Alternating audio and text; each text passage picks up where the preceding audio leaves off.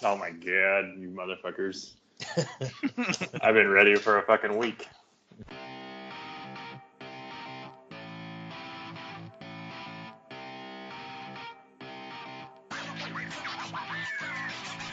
Hey everybody, welcome to the Lord of the Realms podcast. We're back with another episode. Today we talk about starting new armies. I think all of us started a new army this year, so it should be good. Like us on Facebook. We also have a Patreon if you want to help us out. That'd be great. If not, enjoy.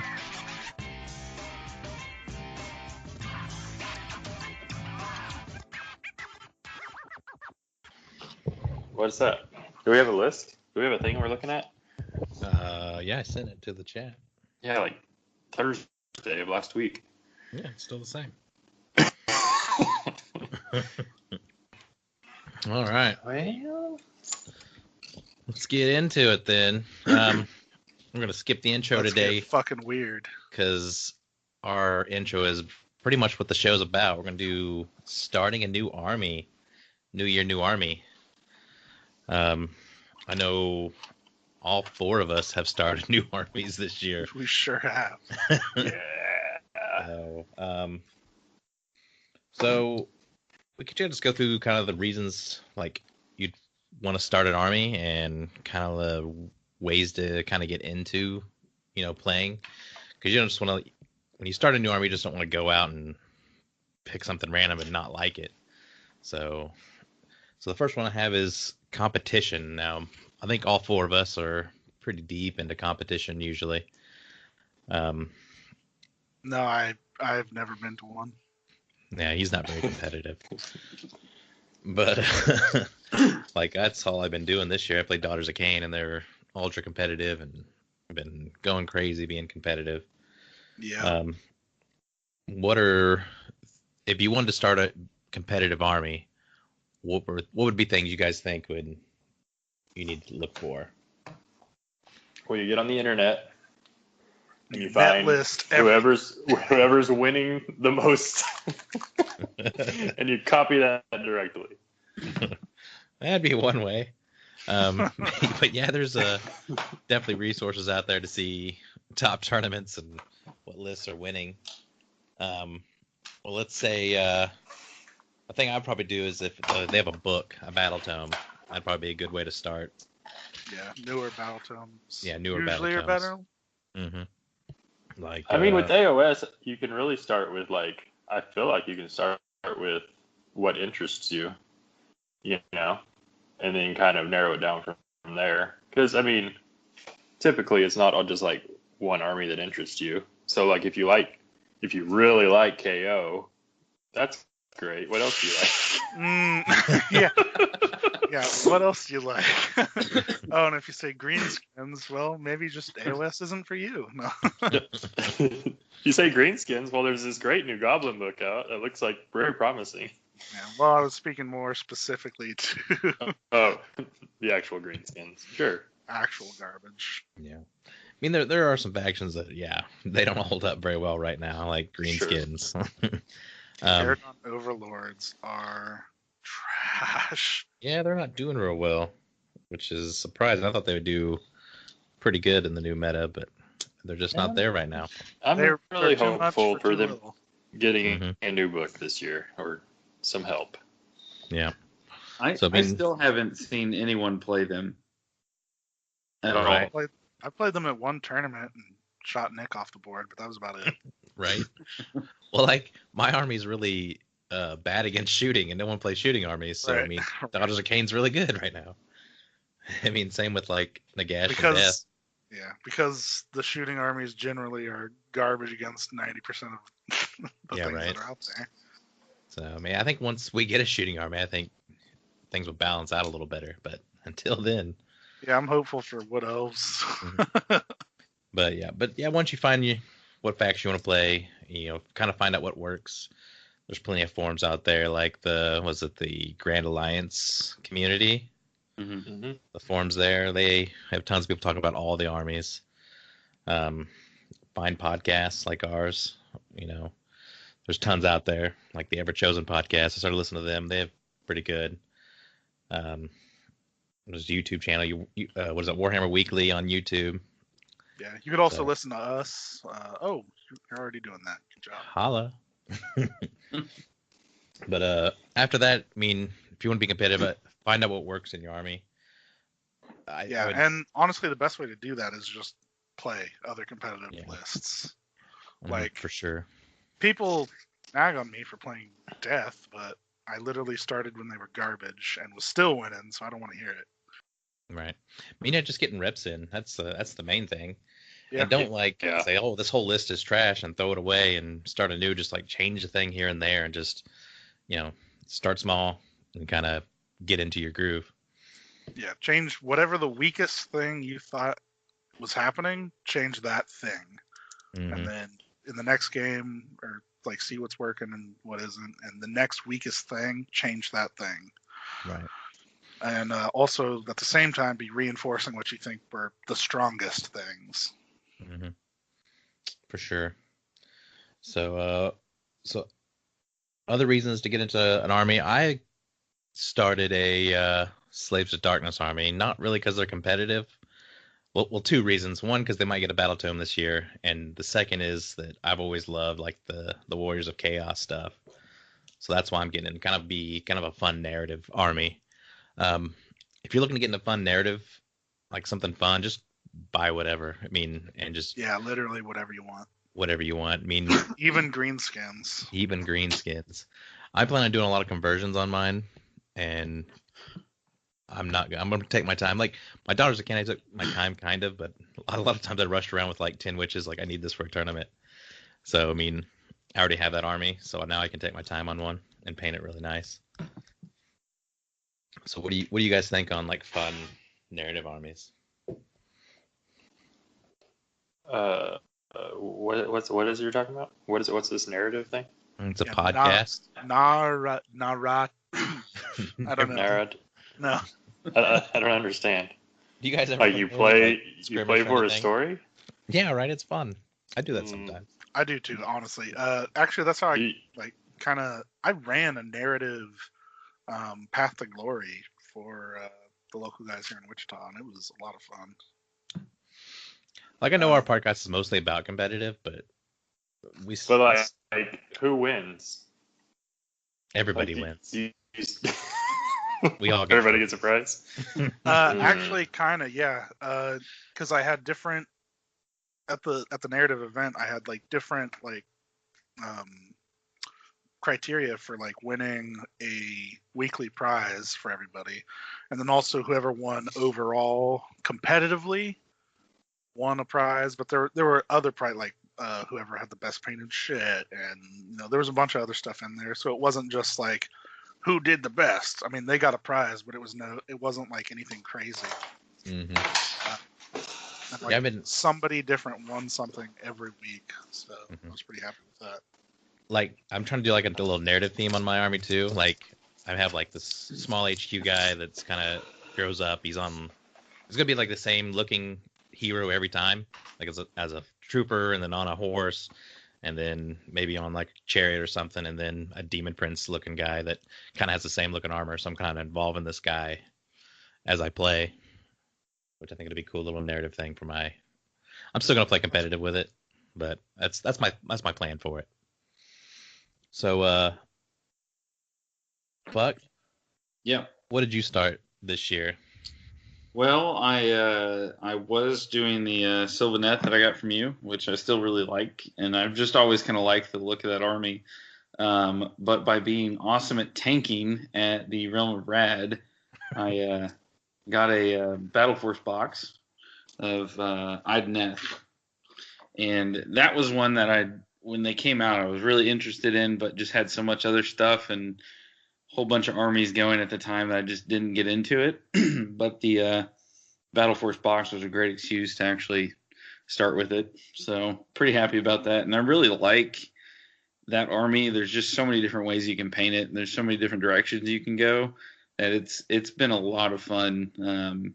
Just even assembling it and getting it ready to be painted. And then I painted up that Arkelian King, which was a lot of fun. Had a blast doing that. So it's nice. Looks really good.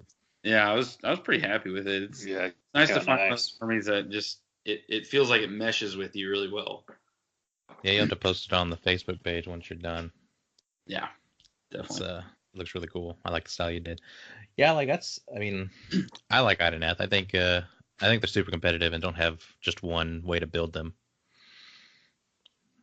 So Yeah, I'm thinking about. I know I had my list now. I've got 60 thralls in it, but I almost want to see what it would be like to do more than that, if that's even feasible, or if I would even have time to paint, 90 thralls. I know they're such detailed models. It's not like, They are. some armies, their battle lines like super easy, like skeletons or Yeah. even the new Grot stuff. I mean, Grots don't take much to get them looking pretty decent for tabletop. yeah, But yeah, those Dude, thrall models. yeah. I I wish I painted would've 80 stopped witches last year. Oh, And Yeah, that's I didn't insane. get the last unit painted till the first Rommel Rad, which was like in November. So that was all year. You got like Charles is working on 120 Reavers. Like those are pretty. That's a lot of work. Mm-hmm. yes, it is. Segregated army. Yeah, I cannot believe that shit. The best What- part about that was he didn't even realize it. No, it was tell the everyone- best. I was like, Tell everyone about the story. so he posts a picture of his first. How many? Was it like 40? Yeah. Yeah. And so I said, why are all your dudes white, man? He's like, oh, well, I'm going to have different colored ones, but they're all going to stay in, every group of them is going to be, every unit will be a different skin tone. And we're all like, so you're going to segregate your army? But he went right over his head. It's the Jim Crow berserkers. Yeah, seriously. It's funny. Which I was just giving him shit because, most people don't paint multiple skin tones in their army. But Yeah, So that's a we lot brought- of extra work. brought the affirmative action up, so You usually pick a color and stick with it. right.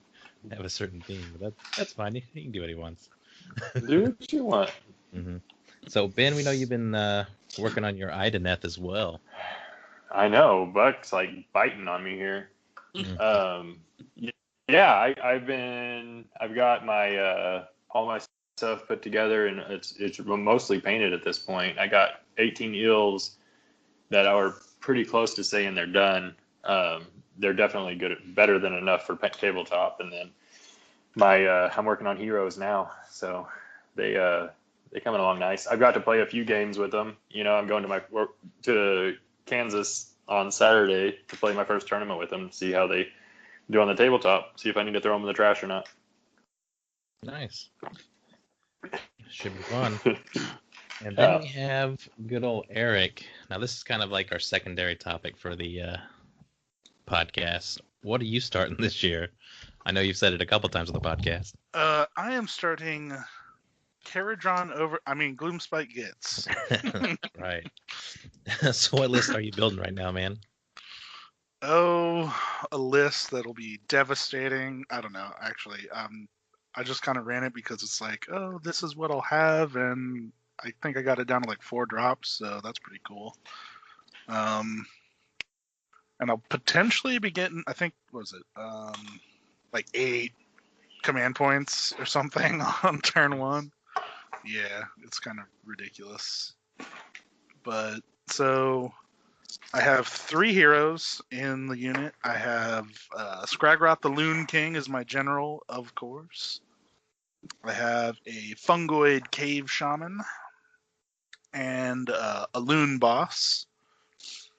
For battle line, I have 3 units of Stabas. They're just, 2 units of Stabas and a unit of Shootas. They are minimum size, so 20. And I have 3 units of the Loon Smasher Fanatics, 2 units of 10 Boingrot Bounders, and I am taking the endless spell, the Scrap Scuttle Arachnacauldron, and I have 2 War Scroll Battalions, a Squig Rider Stampede, and a Skulk Mob Horde. Nice. Yeah, I like the idea of a big unit of whatever, but I'm giving this a shot first just because I don't have enough grots yet, and Right. also I want to run 2 battalions, and I don't know. Yeah. I mean, it's gonna take a lot of grats for sure for like the really good list, I believe. Yeah, Have I you don't guys- think you want 3 big ass units of grots, but Mhm. you want 1, I think. Right. So, have you guys ever have you guys went over the codex at all, or not codex battle tome? Sorry. Yeah. What, All what right, do we hold call on. Let me write that down for next time so we can correct your ass. I know, right? I have not gone over it at all. So That's I the was deal. waiting for Eric to enlighten me. I've listened to a lot about it. Yeah. Perfect. mean- Then you guys are practically experts. Yeah. Right. I think there's a lot of good stuff in the battle tome for sure. I mean, A ton of good stuff. ton. I like the probably my favorite aspect is the bad moon rises. It's a really fun little trait they got. Yeah. Also, I like the idea of 2 turns of full mooning someone. That's fun. Hmm. Keep your pants on, man. Can you do it like if you keep rolling ones? Can you keep it in the center, or does it have to move eventually? So it could stay in the center technically. But there's also like a scenario where it never hits the center. Oh yeah, where it rolls 6 and it just bypasses it. Yeah, which is no bueno. Mm-hmm. Now, doesn't the Loon King modify that? He can. So let me open up the book here, and I'll tell you exactly what it says, because I don't want to just be spouting off randomness. I mean, that's Nick? kind of what we do. That's what you do. That's what you do. So the Loon King's entreaty is usable only once per battle. And before you roll the dice to determine how far the bad moon moves that battle round, use it. And if you do so, you can choose for the bad moon to either not move or to make 1 move or 2 moves. Basically, you don't roll the die. You just choose what it does. Nice. That seems helpful. Right. So, do you guys know how the bad moon works? Well, let me tell you as soon as I pull it up, because I know you'll say no. So, basically, starting from the second battle round, before determining who has the first turn, the player commanding the gloomspite rolls a die. On a 1, it doesn't move. On a 2 to 5, it makes 1 move, and on a 6, it makes 2 moves. So on turn 2, it could either move once, and it's in one of the quarters of the battlefield, or it goes straight to the center. What you got to really watch out for is turn 3, when it will either overshoot the middle or hit the middle. You generally want it in the middle, because then the bad moon applies to the entire battlefield. Right. It has all sorts of good little bits it does. Yeah, it has a ton of stuff, and you get like all of this. Mm-hmm. It's like a full page of rules just for the bad moon. Yeah, it's kind of awesome, and it all like every unit is basically affected, and even enemy units, because they'll be taking mortal wounds possibly, and their wizards will be fucked with. It's pretty cool. How big is that model? Like, It is not a model. well, Yeah, the it's just a terrain marker. feature, whatever, right? That's a different thing. Oh, Yeah, that's we're talking about. that's the Loon Shrine. okay, my bad. And the Loon Shrine is absolutely fucking massive. Yeah, right. Yeah, the moon is the same as like Ideneth's like tide abilities, like changes every turn. I mean, similar to it, where Okay, yeah, I gotcha. where the shrine is like the ship, like every other terrain piece that's come out. Okay, yeah, I was getting a little confused there. So I was like, Jesus, that's a giant model to be moving around that much. Nope, the Loon Shrine does not move. Okay. So, sorry. So on command traits, what really sticks out for you, Eric, on these command traits here? I have a few I saw that I liked for the army I was going to play. I honestly haven't looked at them much because in every list I want to run Scragrot. So Oh, yeah, these are general, so you can't take one. yeah, so I haven't really been getting too much into it. But I mean, there are a couple things that I think are kind of cool for the gifts of the Gloomspite, the wizards, because I think their wizards are actually going to be pretty good. So I think having a wizard general is Yeah, I think either that or their magic's going to be super strong. Right, either that or one that's on a Mangler Squig. Yeah, that's the one I like, the Mangler Squig one. And I haven't looked too much at the Troggoths because that's not the side of the army that interests me. I'm interested in the little horrid mushroom goblins. Tripping balls. I like the Troggoths and the pictures, but I didn't, judge the size of like the Grot versus the Troggoth, and like when you see someone hold it in their hand painting it, it's like, oh, that's not that big at all. It's actually kind of small. It's like a dreadnought size, basically. Yeah, dude, the goblins are like seriously the size of my thumbnail. Yeah, right. Yeah, and I saw like the was it the Dankhold, the Dankhold troll or whatever it was. Yeah, it's like a little bigger, a little taller than a dreadnought, but the was it the smaller trolls were on like Terminator bases. I'm like, oh, I thought they'd be bigger. Yeah, no. So, and it looks like the Mangler Squig shrank from like the old Finecast ones. Yeah, it did. Mm-hmm. So it was a little depressing, but I still think it's a beautiful army. That's fine. I like my Boingrot Bounders, my cavalry. They're on 32 mil bases. Right. I think they'll be pretty good. Yeah, it's gonna be pretty good. But anyway, so for the command traits, I think I like I kind of like Loon Touched, the one that basically gives them a +2 to cast instead of a +1 to cast. Nice. Or giving them an extra spell, I think is cool too. The two I liked was the Clammy Hand, which you can roll on the Loon Shrine twice, so you can get 2 units back. Oh yeah, for the Loon Boss, yeah. Mm. And one I like for the Mangler Squigs is the the Fight Another Day, where they can leave combat in the fight phase. But just they charge you and then jump out and you can't attack them back. It's fun. Yeah, but yeah, that's pretty good. Yeah. But so what about artifacts, Eric? Anything I know you're playing. I guess you can still take them on your other generals. I can take them when I'm. Yeah, I actually have 2, and I'm putting one on the Loon Boss and one on the Fungoid Cave Shaman. I haven't decided exactly which ones I want to do, but a couple that I think might be cool are maybe Backstabber's Blade, though for like the Loon Boss, though the Loon Boss doesn't have like a ton of damage. Mm-hmm. Like he's not a hero killer, but that's kind of fun just because it's like, oh, I rolled a 6, you can't save. Yeah. That's fun. For the shamans,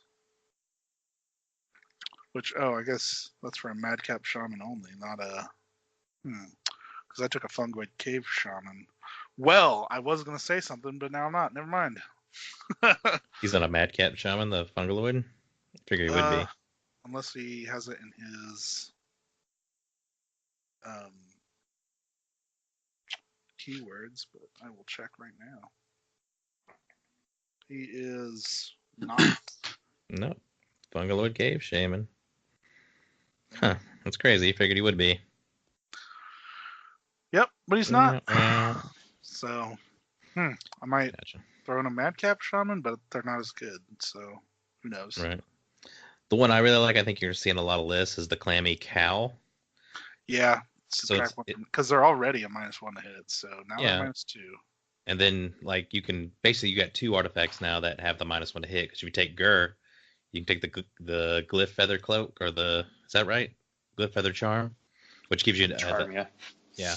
It's a -1 to hit relic as well. So this Battle Tome has 2 potentially -1 to hit relics you can put on 2 different like Mangler Squigs with Loon Bosses. Well, and then with what the other Squigs around them, they're another -1 to hit, right? With the puff thing. No, that's not Squigs, but the what are they called? No, those block line of sight, so they can't like shoot guys. Oh, the Fanatics too. Yeah. Well, I'm all kinds of wrong. Go on. The spore smash of Fanatics. But still -2 to hit. It's going to be pretty good. They're going to stay alive. That's crazy. And it's not in combat or shooting. It's either one. Just a mine. Yeah. Mm-hmm. So, all right. Lords of the Moon Clans. Which one of these strike your fancy? All of them. That's why I have the Arachna Cauldron. Yeah. They all have good utility for sure. They all do. The Hand of Gork, that would be hilarious with a unit of like even how I'm going to use them, just a unit of grots. Like here's 20 grots. Oh wait, here's also some fanatics. Enjoy this. Oh yeah, that'll be pretty brutal. Because I mean, I have to put more than 3 inches from any enemy units. Mm-hmm. So you remove that unit from the battlefield and set it up again anywhere on the battlefield more than 9 from any enemy units. All right, so you're 9 away. So then you throw out fanatics that are then 3 inches closer. So that's a 6-inch charge, or 5 and whatever. That's crazy. Yeah, that's really good. Yeah, it's real good. Or just how many fanatics can you fit into a unit? So a unit of fanatics comes in a unit of 5, and I haven't seen anything saying you can't throw all 3 into one unit. I thought the fanatic rule you can only put them in one unit. You can have 15 in a squad. I only have them in units of 5 because again. I mean, yeah, I think they're really because they get to attack first even before they attack first, no matter what. No matter what, yeah. So even if you have a Slash Demon Prince, it still attacks before that. So yeah, because it says, like the way those other ones are worded is like, you pick this unit to fight first, or whatever. But Whirling Death says this unit fights at the start of the combat phase before players pick anything. Yep. It's really good. Very good. And kind of hilarious because, you can set up like a unit of whatever on an objective, and then people are like, all right, I'm going to run in and charge them. It's like, well, are you? Because you're not. Here's some fanatics. Yeah, those things are going to be annoying, especially for my army. I know, it's going to be funny. So what War Score battalions do you like? Oh, a unit cannot be with more than 1 unit of fanatics. Okay, yeah. There you go. What's that? War Scroll battalions. What do you like in this? I like the super battalion quite a bit actually. But it'd be hard to kind of get that with running the Loon King. Mm-hmm. You can do it. It's not with the Loon King, I don't think, though. And that's the Moon Clan scrap because you need 2, 3. You need 3, or no, sorry. You need. I guess you only need 1 other battalion. Mm-hmm. So you need a Skulk Mob Horde, a Sneaky Snuffler unit, and a Loon Boss. So that's actually not that much, but yeah, but the Gabapalooza is like, isn't that 5 heroes and then Gabapalooza? No, they're not heroes. Oh, they're not wizards though. Oh, fancy. Yeah, and you don't need it because it's 0 to 1. Oh, I see. Yeah, most of these are 0 to whatever. You only need a Skulk Mob Horde, a sneaky snuffler unit, and a loon boss. Hmm. So it's actually not that bad at all. No. Not at all. But anyway, so the Moon Clan Scrap gives you basically you're immune to battle shock when you're affected by the light of the bad moon, which is pretty good. I don't think I'll need it because I will be generating so many command points that I don't care. Right. How many do you start the game with? So I'm gonna be. Hold on, let me get up the list again. Such a bad podcaster. So I'll be starting with, because I'm paying 50 points down. So there's one. I have 2 battalions. That's 3. So before it's even my turn, I have 3. So I get 1 for turn for 4. On a 4-up, because I have Scrag Rot, I receive D3 extra. And then I also have the Fungoid Cave Shaman. So on a 4-up there, I receive an extra command point. So potentially, I can start with 8 command points. Damn. Yeah. Wow. So But- no one really cares about Battle Shock. Yeah, Right. like the way I run it, I don't really give a shit. So But a lot of the heroes have like buffs, command trait buffs, like extra hit and all that. yeah. So you could go through them quite a bit because you only use it once per unit. But if you have like 6 units, you'll go through them pretty fast. Yeah. So my favorite War Scorpion is the Squigalanche. I think it's going to be underrated. Your favorite? It is my favorite. I was like into the Troggoths until I saw this battalion. I was like, this is the one that's going to win tournaments. I think it is because it's one of those that makes all units that if they're 6 inches away, they can still pile in an attack even though they're not in combat. So basically, all your units attack first, no matter what.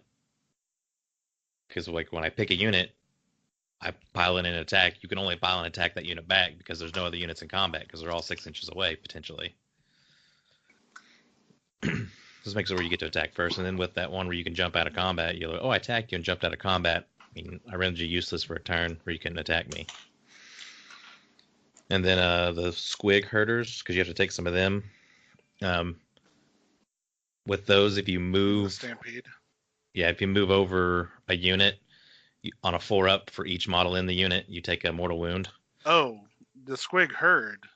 Mm-hmm. Yeah, Squig you don't herds. have to take the Squig Herd. Right. But the, the Squig Rider Stampede has 2 of them in it, I think. What is a Squig Rider Stampede? Yeah, it's 2 to 3 units of Squig Hoppers or the Buoyant Bounders in any combination. So, but those Squig Herders are pretty good because when you retreat, it counts as a move. So you can move over an inch and then run away, like your 3d6 or whatever, and then you're just stay outside of 3, and then you can pile in 6 again, even though it isn't technically a charge. You're just piling in and attacking, so you can still retreat and still pile in an attack. I think you're mixing something up here. You think so? Yeah, you keep saying Squig Herd, like moving over them and doing things, and they don't.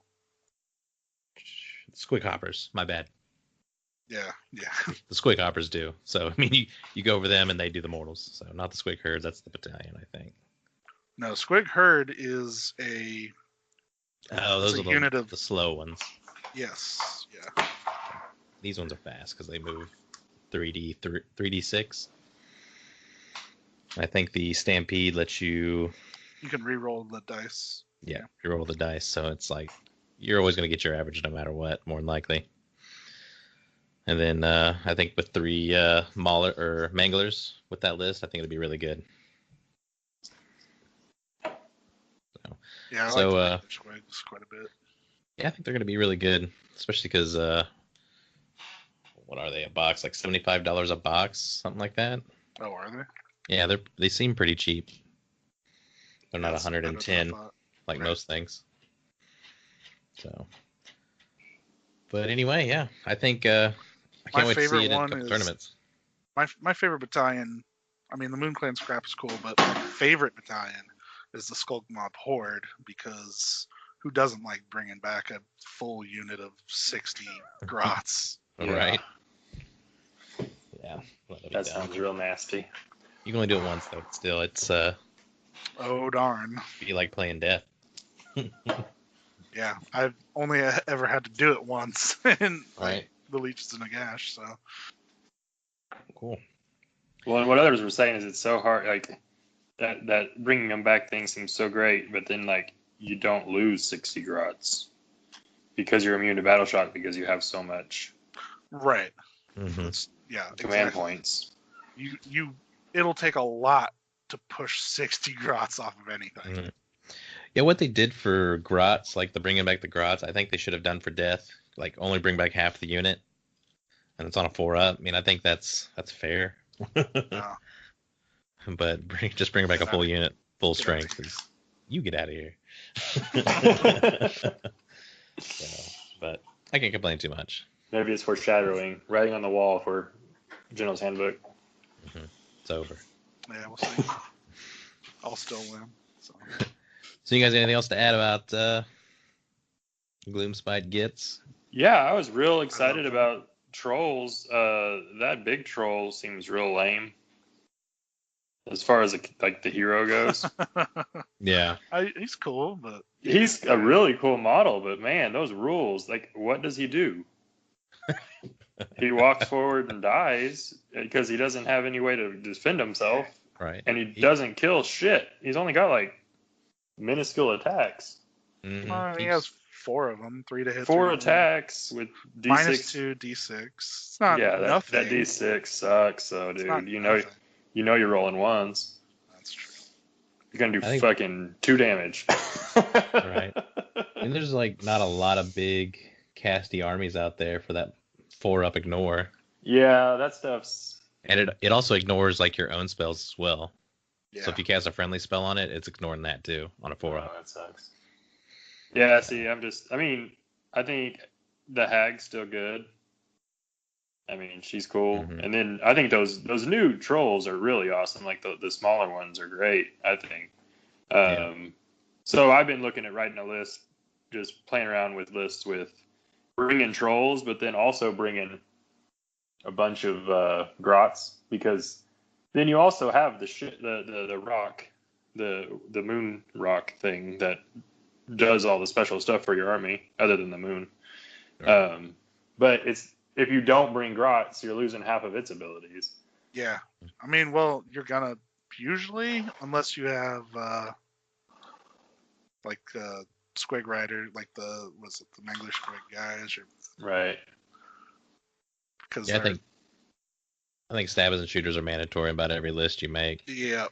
And Even stabbers just- are. Mm-hmm. Shooters. I think a unit of shooters is okay, just Yeah. to like Yeah. throw some range a little bit. I don't know, get more attacks downrange. I what wish I'm gonna be it doing with wouldn't have been such like a. Shooting was such a big deal, like in AOS 1. Mm-hmm. Really, Yeah. like first General's Handbook, shooting was insane. And then it just feels like it got toned down so far that it's just not even around anymore. All right. So Yeah, I'd like to see shooting come back. at some Yeah, point. I think a lot of the shooting units are still overcosted for shooting to most come of back. them are. There's like Yeah. 1 or 2 that are costed, I think, correctly. Mhm. Most of it doesn't have rend, and then most of it hits on 4s, like 4s and 4s. Right. And Well, it's just They rose the price of Wanderers up. What's their shooting unit?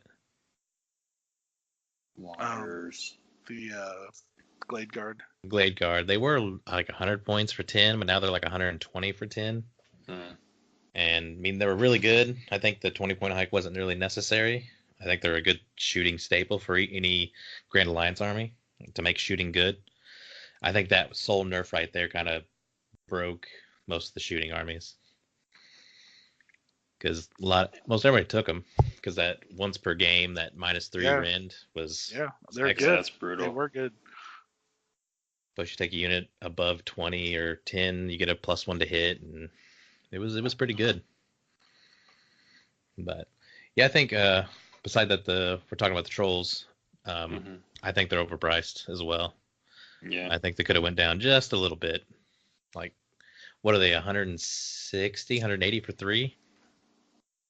Yeah, they might hold up though. which I ones? mean, the stone ones. Yeah, the stone trolls.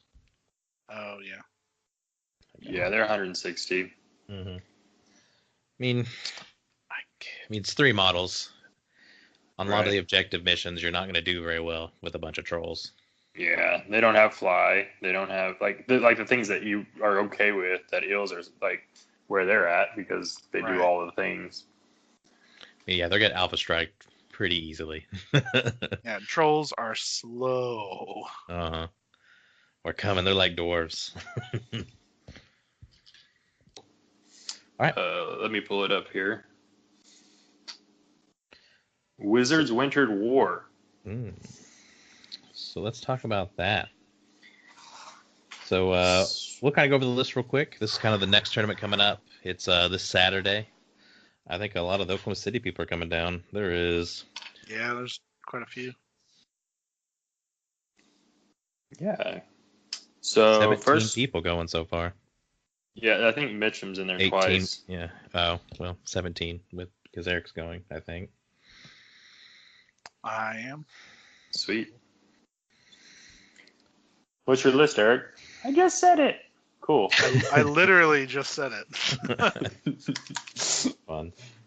So we got Brian. I think he's taking the same list he took to the last roll red, I believe, isn't he? I'm sure. He really started to enjoy that list at the end there. He did. Yeah. So I think most of these are probably about the same as they were. Yeah, Brian's was the 3 bloodthirsters, and then some dogs. Some dogs. And then Benjamin Cornelius. He told us about his list today. He's a lot My of Idonet list. What did I say? What's he running? I forgot what I said. About what? Your list. My list? Mm-hmm. I don't know. What did you say about it? It's an interesting list. Yeah, it has so I 6 years got in it. 3 kings, 2 soul scryers, Voltronus, and a tidecaster.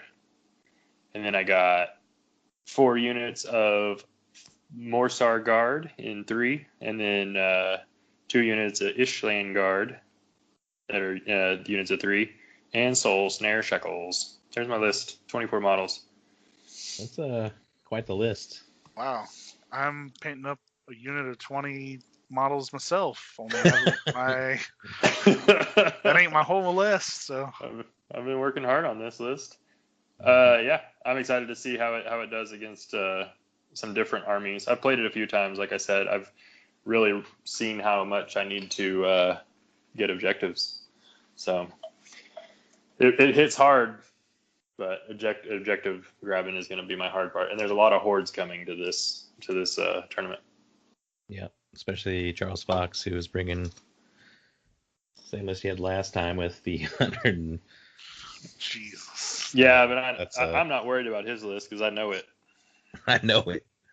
I know. I mean, if Charles plays aggressive, man, he can outdo you. But yeah, he needs to get out there. Oh, Charles ain't gonna do shit. You never know. He might come to play. But he's definitely outdrops me because he's got Gore Pilgrims, Blood Secrator, Karanak, 2 Slaughter Priests, 3 Slaughter Priests, right? Mm-hmm. Yep. And then Gore Pilgrims. 120 Blood Reavers, Flesh Hounds, 5 Blood Warriors, and a Chaos Shrine. All wrapped up at 1980. So yeah, I'm getting to the top of turn 2. Seriously, it's like anyone who plays against Charles, make him move fast. Mm-hmm. Offer to help him move his model. Yeah. All right, and then we have Christian, the Sparkle Motion player. He didn't have a list. I think he's Probably on the same list you did Where's last your time list, Chris? Yeah, I think with he's similar to last time. Archon. I think he might have bought a Black Coach. Nice. I don't Those know. are good. Yep. Hard to Christopher Yeah. Myers is a kill. flying monkey. Mm-hmm. Is he a flying monkey now? So he says. Hmm. When did that happen? How come he's not in the chat? I like his list. It's mostly mortals.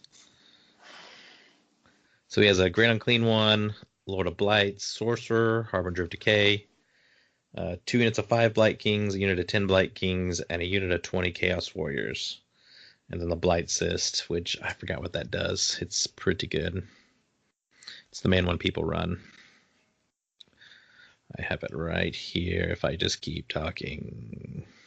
Yeah, that's gonna be a real fun army to run into and do nothing to. Mm-hmm. I mean, those Blight Kings have, 5 wounds apiece? Yeah. And 6s spark even more hits. D6 hits. Yeah, those unit of 5 one you can take down pretty easy. But that unit of 10 is a little tougher. All right, so he has a 2-drop. Oh, is this Blake? Yeah, this is Blake. Yeah. So he has is a 2-drop. Blake's name's Christopher? No, we went on to Blake. No, we're on Christopher Myers. What? It's Blake Myers, but yeah. Oh, yeah. I hate you guys. But anyway, the Blight Cyst is a Lord of Blights, 3 to 6 units of Blight Kings, a Sorcerer, and a Harbinger of Decay. So basically has a 2-drop list with the Great Unclean One. What does it do here? So he has a -1 rend on his Blight Kings now. Ooh, that'll be pretty good. Yeah, that's helpful. They don't receive benefits from cover for any units he attacks. Oh, and the Lord of Blights, that one gives a unit -1 to hit. If they are -1 to hit in the shooting, I think is what it does with his command ability. So he can basically affect all the units around him with the range attack he gives out, which is really good. Yeah, Let's see here. Blake's a good player, so you might need to watch out for him. Even with his list is real good. He's a good player. Ben's gonna lose to him. They'll be fun. Yeah, I won't play him. You guys are on the same team. We'll play the first round anyway. Yep. Well, Mhm. there might be many enough monkeys. dudes that might be new Sparkle Motion guys and Imperial Fisting. All right. So we got Daylon. Oh, Daylon. Mhm. Dalam, who is Team Sparkle Motion. He might need to change that. Looks like he has a better list here. Yeah, he changed it up a little bit. I was talking to him today Yep. at the store. Why don't you tell us about it, Ben? I'm trying to open my phone back up. Oh, what's the deal? Oh, what app is it? What am I doing? Are we podcasting? Is this real life? You're looking at funny cat videos on YouTube. What happened to Drew Alexander? I We skipped him. skipped him? Screw that dude. Yeah. So Daylon is bringing an Achillean King as his general with Born from Agony that gives it 2 extra wounds, and Gyre Strike, so he's +1 to hit and wound. That thing is a beast. Kings hit like a truck anyway, but giving it +1 to hit and wound makes it real nasty. 2 Tidecasters. So he has Steed of Tides. That's the spell that lets you move a unit across the table anywhere within 9 inches of an enemy. And then the other Tidecaster has Tide of Fear. Not sure what that one does. 1 Soul Scryer. So 2 other units than that can come in from a table edge. And then he has 6 Ishling Guard, which are the defensive ills. And then 3 Ishling Guard. And then 6 Morsar and 6 Morsar. And the Leviathan. So this is a much harder hitting list than he had last time. That turtle, he really loves his turtle. So I hope it does well for him. Yeah, I think it's cool. Mm-hmm. Cool. I think bringing that thing in from a table edge is terrifying. Yeah. Right. All right. So then I guess we'll go back and get Drew. This guy. Pick him up. I think he's running the same list he did at the last Realm of Rad, which it did really well. I think if he keeps playing, he's gonna pull it out. I think he beat you, didn't he? I played against this list, and I made the mistake of bringing in my 12 ills on turn 2 instead of turn 3, just because I thought I could do a little more damage to it than I did. And it was came down to turn 5, and he took it. If I would have came in on turn 3, I would have taken it. So those are the kind of things I need to learn with my army. Right. But go ahead. What's he got? Same thing as last time? Yeah, Nefrita Cheese. Yeah. Zombie Lord. Oh no, Vampire Lord on Zombie Dragon. Vampire Lord. 2 units of Direwolves. Nefrita. 40 unit of Skeleton Warriors. 10 Blood Knights. Those Blood Knights is good. Yeah, those things hit like a truck, but with them, he needs to kill whatever he's attacking, because once they're stuck in, they're not. Yeah, once they're stuck in, then their effectiveness drops. You're kind of similar to ills in that way. If you can get those Morsar, if you get the charge on them, those Morsar ills. Those things are nasty. They're big stinkers, though, if you get the charge on them. Mm-hmm. Because they don't rend anymore. And, I mean, the Ishtlin are the ones you just avoid at all costs, because those ones you'll get stuck in with and never kill them. The defensive ones. Yeah. But anyway, we're talking about Blood Knights, though. Blood Knights, man, they hit like a truck. Oh, yeah. I played against them. They're super good. So we'll move on here. We got Eric Dobler. Yeah. Dobler. Yes. Nerd. That's nearly correct.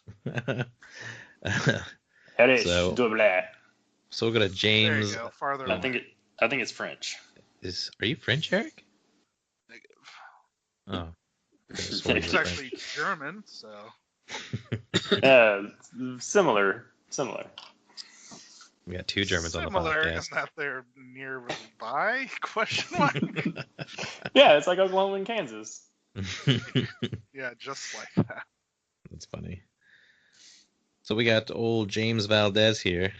He's bringing the Kingsman. It's like it's Iron Fists. Yep. Iron Jaws. So you got Mega Boss on a Mar Crusher. Super good. Another Mega Boss and a War Chanter. I'm not sure what these. Yep, sure enough, that one didn't have an artifact. And then we have a unit of 20 Ard Boys, 5 Brutes, 3 Gorg Runners, and then 2 Battalions. So more than likely he's a 1-drop or maybe 2. Yep. But yeah, it gives him an extra 2. He has 3 artifacts on there. That's pretty awesome. So 2 command points. I think Brutes and you can't go wrong with Brutes and Gorg Runners. I like Brutes more than Gorg Runners, but I like Brutes for damage, Gorg Runners for nabbing objectives and stuff. Yeah, I suppose that's true. So, but a lot of the Kings are pretty good, so we'll see. And we have Jeff Cordell. Geoff Cordell. Looks like he's running a little modified list he run last time. 15 Seekers this time, and then 3 Fiends of Slaanesh. That'll be fun. He only has 1 unit of Hellstriders, but 2 units of 30 Demonettes of Slaanesh. Last time he ran 90 Demonettes. Yeah, he did. Mm-hmm. I think he realized he needed a little more getting around. Yeah, I guess not really, because he had Chromatic Cogs, and he got around just fine. So he probably got tired of moving 90 models. Yeah, right. So, but I think the Secret Slaanesh is exalted greater demon. Right. That's always a good choice. What do you take on? Thermal Rider Cloak. Excellent. Mm-hmm. So you can I think you just need to watch out because when I played, you just need to watch out with being too close to units and not be able to capture objectives, or just make sure you have something that can capture objectives rather. Do they still have that same thing? Is that What's a that? battalion that makes them do that? Like half Oh the no, charge? it's when you at the start of the battle you get to pick a certain trait. There's like 3 of them. One lets you if you move over 12 inches a turn, you get to add +2 to your movement, and then plus cogs you get another +2 movement. Yeah. So and then Thermorite Club gives him another 4 movement. So I mean he has so much move with this guy, and he can just put it anywhere he wants. That's awesome.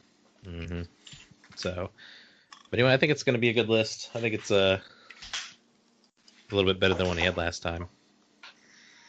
So we got John Bolton doesn't have a list, but he'd be Imperial Fisting.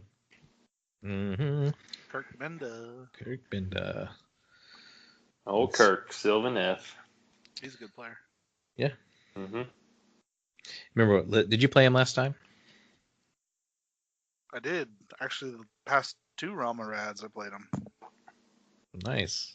But he's excited to maybe play you again. Yeah, I won't have Nagash this time, though. So. Right. So he has Let's see.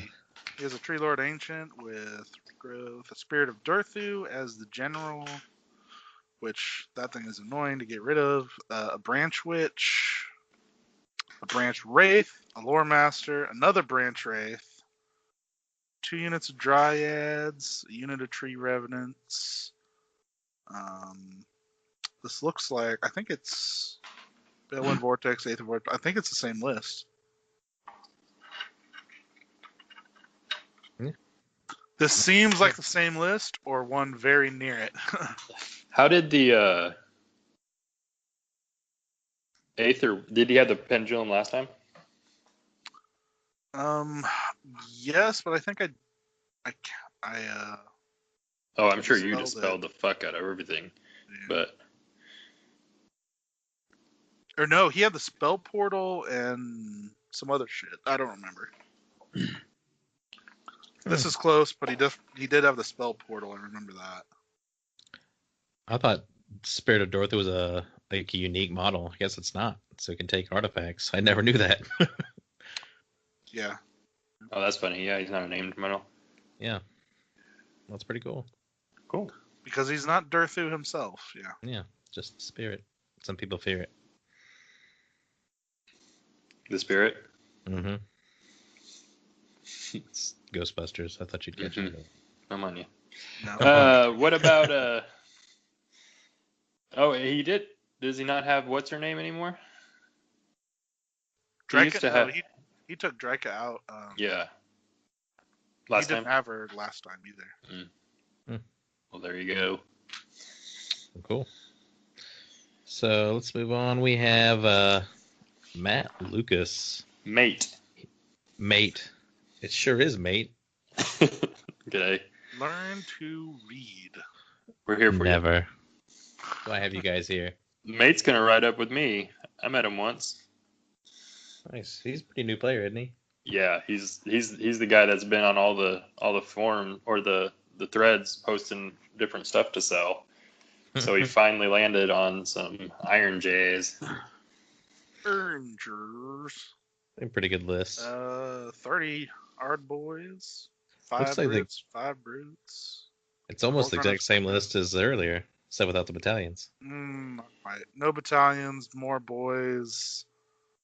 Oh, this is the same guy that I sent you that thing. Yep. Yep. Cool. So I See think how he I- might change this up because I think he's gonna bring the Iron Fist Battalion now. Oh, the one that lets you summon the Realm Gate yourself? Yeah. Should be fun. What's the Realm Gate do? I haven't played against one. You can For stick a your long PP in time. it, and it. Wait, what are you talking about? And you pop out the other side.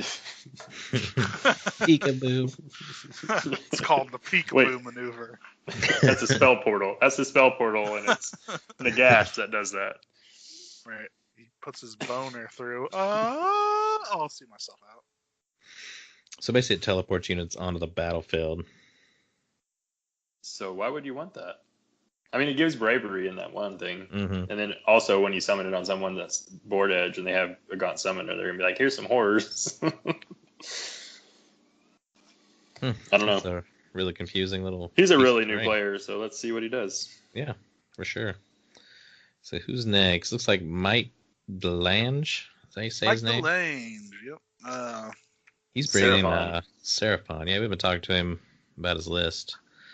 I think he's bringing like 3 units of 10 skinks and some other stuff. I told him he needed more skinks. Yeah, but he's I gonna would be say summoning 90. a bunch of more skinks. So Hmm I think he said it's somewhere around like 100 skinks, so be prepared. He's going to be summoning them in. That's a I'm Lion King excited to see reference, what he huh? does. I'm excited to see what he does with it. I don't think how many games has he played, Eric? Like, I don't know, less than 10, Yeah. See how it goes. and none at the highest game he played was 1,000 points. So It'd definitely be an experience. yep, we'll see. He's a good 40K player though. So Cool. Usually transfers are pretty good for generalship. yeah, Then we got Mitchum Ernst twice here. Can't see his list though. He was that Wow. excited. perfect. He's This that does say Stormcast Stormcast player. Eternals, but who Mhm. knows? Yeah. He played. Did anyone play him in Realm of Rad? No. Not even you, Buck. No. Not even Buck. I was too low. Yeah, I think he was the bottom 3 tables, and I moved down a table every turn. funny. Yeah, I think he Well, at played least squarely you- in the middle tables the whole time. At least you settled in where you needed to be, Buck. Hey, I set out with a goal, and I achieved that goal. You and achieved I'm that goal. That I'm sounds very like a proud of that. tournament win to me. It's hilarious. It was really hard to lose that last game against Ryan because he knew I wanted to lose. So we were both trying to pull off a loss on that. Nice. All So right. next we have that. some guy named Nike Shuffled. Yeah, douchebag. Yeah, douchebag. Okay, that's what Yeah. So I am bringing a chaos list. I'm gonna bring my list. I mean, I have most everything built already for it. It's not painted, so I broke my New Year's resolution already, but I don't care. So I'm bringing Archaon, a Dark Earth War Queen, and a Chaos Sorcerer Lord on a Mana Core. I'm taking the realm of Gur, so I'm gonna give the Sorcerer Lord the Gift Feather Charm to give it a -1 to hit, and I haven't decided on my other artifact yet, but I'll figure it out.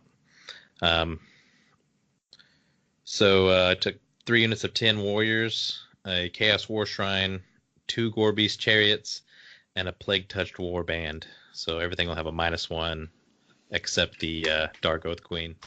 Oh, goody. So it's not a hard hitting list besides Archaon, but I just wanted to play in something new. -1 to hit Archon. Well, I build like 3 or 4 different Daughters of Cain lists, and I rent it for a full year, so I wanted to run something different.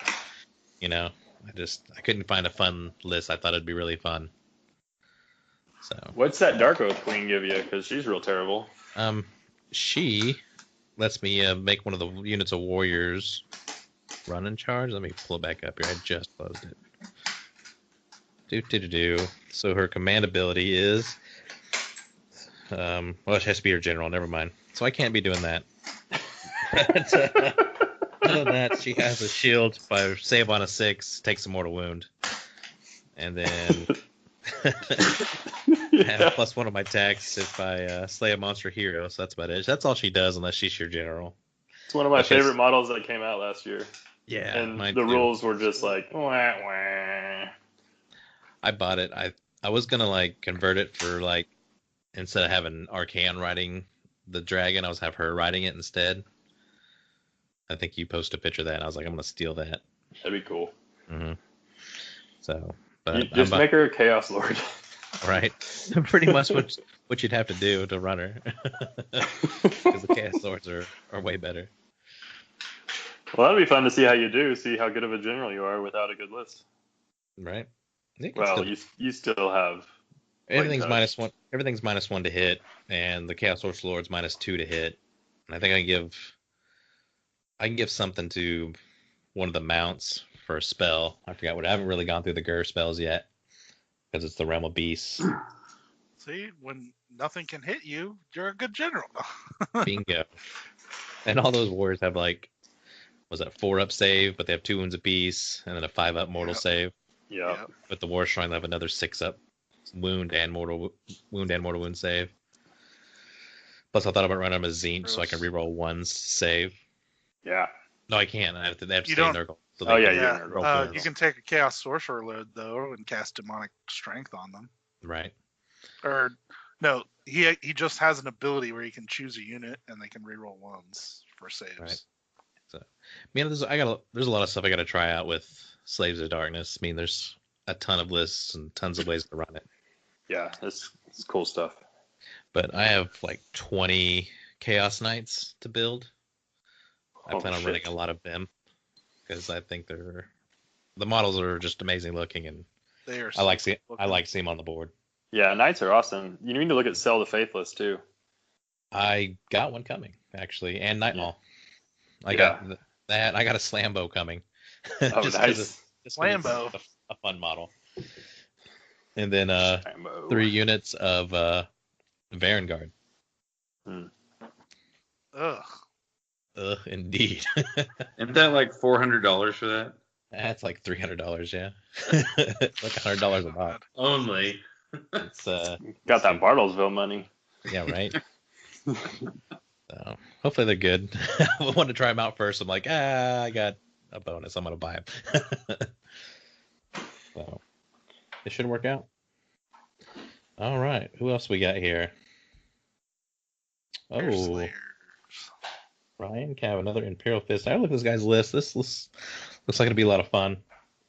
It looks nasty because those berserkers. I think they have ranged attacks as well. As melee Right, attacks. and the battalion, I think lets him do it twice, maybe throw his axes twice. I can't remember. I looked at it earlier. What's it called again? I'll have to pull it up. It is the Warrior Kin Band.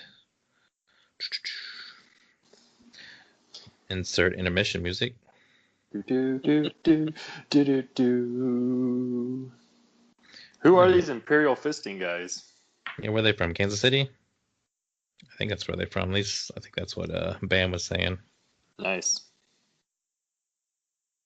Yeah, you can throw your axes twice instead of once if they're 10 inches within the Rune Sun. So kill the Rune Sun, you can't do that anymore. The Ruined Does Sun. something else here. He's a foot guy, right? Yeah. Yeah. And they I can think you move an get a additional rune sun D3 on inches. a magma, whatever, but I don't think that counts in the battalion. Maybe. Let me see here. It says, yeah, you can take it on a magma drop as well if you wanted to. What kind of spell does a Knight Incantor have? Something I guess he for has Stormcast, I think, but endless it's spells. it's an auto D spell for each one of them once. Hmm. And then the Quicksilver Swords is was it 12 dice, 6 up, does mortals. Yeah. And then the Everblaze Comet is amazing. It's probably their best in the spell. It lands and stays in one spot, but it does when it lands. I think it does like on a 1-up, it does 1 mortal wound. On a 2 to 4, it does D3, and on like 5 and 6, it does 3 mortal wounds straight. I think, if I remember right. It's been a while, but it's pretty So good. every unit within. Yeah, when it lands, it's like a 10-inch or a 9-inch range, and then like the next turn, it kind of reduces to like a smaller area and doesn't do as many mortals. But then it gives -1 to cast within a certain range too, so it's pretty good. Yeah, not bad. But 3 units of 30 Volkite Berserkers, that's going to be really good, especially if you get them close enough to double shoot them maxes. But I mean, I've never played against Fire Slayers. I'm excited. I hope I get to play them because I'd really like to have some experience playing against them. Yeah. They're pretty slow, aren't they? Berserkers. You can use the runes to give them +3 to their move. Like each turn, you can activate a rune, and they can either like have there's like 6 or 7 different ones. I can't remember what all they do, but on like a 2-up they do something. On a 1 they don't do anything, and on a 6 they are empowered even more. They do extra. So it's a pretty cool little set of rules for Fire Slayers. It's all in the General's Handbook, so you can look them up. Nice. So that's that event coming up this Saturday. Should be fun. Like there's quite a few people showing up. Then after that, in Oklahoma City, there's another one. At New World? Yep, February. I have it right here. I cannot find. There it is. Age of Sigmar 2K tournament at New World Games. That is February 9th. So if you're in the OKC area, please go to that. Support your other events. I mean, that's the only way. I will be San Diego. out of country, so. Yeah, right. Everyone's leaving. I'll have to try to go to that one too. It's too damn cold. I got to get to San Diego for a few weeks. All right. Buck, what are you doing that day? I think I'm actually going down to Houston. Man, everyone's leaving. Yeah. Just you, man. Running away. Just you, Nick. You got to hold down the fort. That's right. I'll have to win this one. Probably not. I'll lowball it again and get like undefeated third. All right. And then after that, in April, we have the Iron Realms GT that me, Ben, and Buck are hosting. Yeah. We are up to like 7 players already. Yeah. We just posted a couple weeks ago. So If I can't play in that, I will still be down there. So that'll be good. So we got some people from Texas coming up. A couple guys from there. People from Kansas are coming down. So it's trying to be pretty cool. I think we're gonna be pretty good. We're working on price support. Been talking to a few different companies, and then Mike up at the store is getting stuff ready for that. I think we're gonna have a pretty big first prize. It's gonna be dependent on how many people show up, but we got room for 32. So the more people that do that, a big chunk of the entry fees is gonna go to first prize there. So we have some shirts in the work. Yeah, also we've been working on t-shirts. Mike's kind of working with the t-shirt guy to get the logo, exacted for the shirts to make it look good. And I gave him your artwork. And then I'm thinking that, whoever can sign up before March will get a t-shirt for sure. So get signed up and you'll definitely get a t-shirt and probably a few other little awesome swag things. So buy your tickets. Yep, and I'm going to try to get the mission packet finished this week, so it'll be out. Yeah, and then we're working on kind of a universal, what's it called? Tournament packet, yeah. Mm-hmm. So be looking towards that, for that to come out in the next couple weeks. Should be fun. And then the next tournament after that we have planned is the Flying Monkey GT. And that's what Eric's hosting the AOS part of that. Ooh, Flying Monkey Con. So Eric's hosting the AOS part of that one. So and it will be glorious. For those of you who were there last year, it was glorious. There was a ton of prize support. Yeah. For sure. And actually, a lot of really good tables, thanks to Ben. Yeah, and I've been talking to Matt about making some more. So cool. I was showing him my process for making those hills and stuff. So he's working on some of that, and then I'm going to work on some more too. So yeah, we'll definitely have nice tables and hopefully a lot more players. Yep. Yeah, we were close to a major before people started dropping. So we've actually revised our dropping when you can do it. So that'll be good. And yeah, it should be a lot of fun. And that's June is it 21st through the 23rd is the I believe convention. So. Mm-hmm. So yeah, get your tickets for that. We have different levels of like swag bags and stuff that you get. So you get different stuff the sooner you buy tickets. So if you buy a ticket, you'll get, a better swag bag the sooner you do it. And I encourage everybody to do that. And also to like book your hotel stay. We'll have like hotel blocks and stuff like that. And the Drury is a great venue. So Right. Yeah, You can go to flyingmonkeycon.com. Is that what it is? yeah.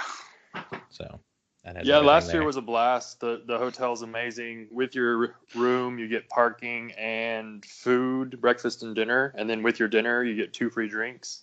So I mean, the hotel rate, I think it's like $105 each night, and if you have 2 people in your room, you both get the food. So that was a pretty sweet deal last year. And then yeah, I mean the venue is just amazing, and we all hung out and smoked cigars and sat by the river at night. And Cody and I actually spent a little hot tub time together, Oh, so that was nice. He won't tell you all the details, but I will if you ask me. in private. They got that rooftop hot tub overlooking the glories of the homeless people living by the river in Wichita. Nice. That's fun. All right, guys. They don't live over there. That's further. That's just where they take a bath in the river. All right, guys. I think we'll knit right there. All right, see you, fuck boys. Later. Bye bye for now.